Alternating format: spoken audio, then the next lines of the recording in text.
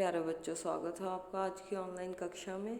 आज हम 8वीं कक्षा का तीसरा पाठ शुरू कर रहे हैं। संश्लिष्ट रेशे और प्लास्टिक रेशों के बारे में हम छठी और 7वीं क्लास में पढ़ चुके हैं और तब तक हमने केवल प्राकृतिक रेशों के बारे में ही पढ़ा था। और प्राकृतिक रेशे हमने देख लिए कि पादप तंतु और जांतव तंतु दो प्रकार के होते हैं। पादप तंतुओं में होते हैं कपास और पटसन, जो आप पढ़ चुके हैं छठी क्लास में। जांतव तंतुओं के बारे में आपने 7वीं कक्षा में पढ़ा और उसमें आपने उदाहरण किए थे ऊन और रेशम। तो और 8वीं क्लास में आपको पढ़ना होगा संश्लिष्ट तंतुओं के बारे में या संश्लिष्ट रेशों के बारे में। संश्लिष्ट, जैसे इसका नाम ही बता रहा है, ये होते हैं कृत्रिम। प्राकृतिक होते हैं जो हमें प्रकृति में मिलते हैं, और संश्लिष्ट होते हैं जो मानव निर्मित होते हैं। किसी भी प्रकार का कोई भी कपड़ा हुआ वह हमेशा रेशों से ही मिलकर बनता है। और जैसे अभी हमने थोड़ा सा डिस्कस कर लिया, आपकी पुरानी वाली क्लासेस में आपने कौन कौन से रेशे के बारे में पढ़ा हुआ है। अब यहाँ पे इस सारणी 3.1 में आप सभी बच्चों को अलग अलग वस्तुओं के नाम लिखने हैं। जैसे सर्दियों में आप पहनते हैं स्वेटर, तो आपने पहले नंबर पे लिखना है स्वेटर। और यह उसके आगे आपको लिखना है कि जिन रेशों से ये बना हुआ है ये कौन सा इनका स्रोत है, प्राकृतिक है या कृत्रिम है। तो यहाँ पे आप ऊन से बुना हुआ स्वेटर लिखेंगे तो आप यहाँ प्राकृतिक लिख लेंगे, आप सूती लिखेंगे तो भी आप प्राकृतिक लिख लेंगे। और लेकिन अगर आप पर्दे लिखते हैं या फिर अगर आप जुराबे लिखते हैं वस्तु के नाम में, तो फिर आप उसके सामने लिखेंगे कृत्रिम।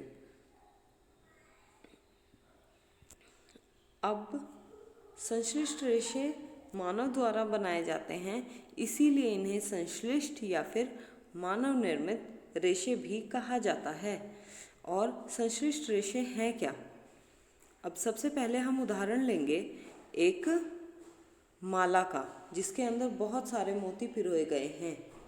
और ऐसे ही हमने एक उदाहरण लिया, हमने पेपर क्लिप्स को एक के अंदर एक डाल के बहुत बड़ी एक माला सी बना दी, बहुत बड़ी एक इकाई बना ली।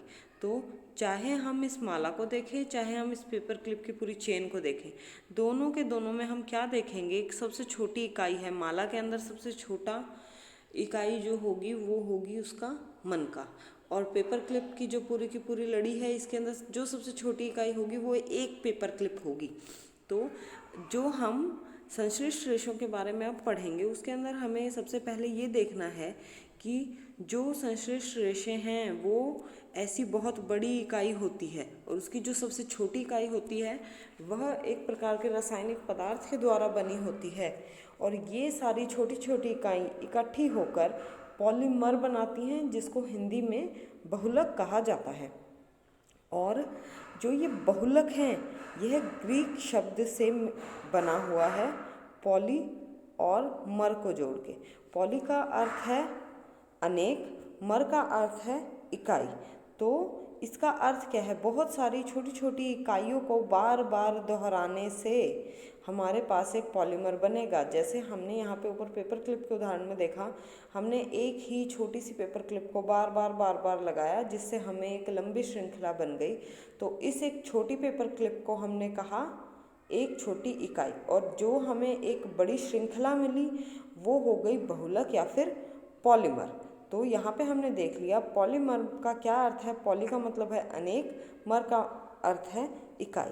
तो बहुत सारी छोटी छोटी इकाइयों को मिलाकर जो एक बड़ी श्रृंखला बनेगी उसे पॉलीमर कहा जाता है। तो चलिए अब हम सीखते हैं एक उदाहरण के बारे में। ग्लूकोज है एक छोटी इकाई, मतलब मोनोमर। मोनो मतलब अकेला, और मर मतलब इकाई, मतलब एक अकेली इकाई। तो ये जो हरे बिंदु आपको दिखाए गए हैं, यह एक बिंदु एक ग्लूकोज को दर्शा रहा है। और जब ऐसे बहुत सारे ग्लूकोज एक के बाद एक लंबी श्रृंखला बना लेंगे, तब उसे हम ग्लूकोज या कपास कहते हैं। तो ग्लूकोज हो गया एक प्रकार का बहुलक, जो किसको कौन सी इकाइयों को बार बार रिपीट करने से बन रहा है?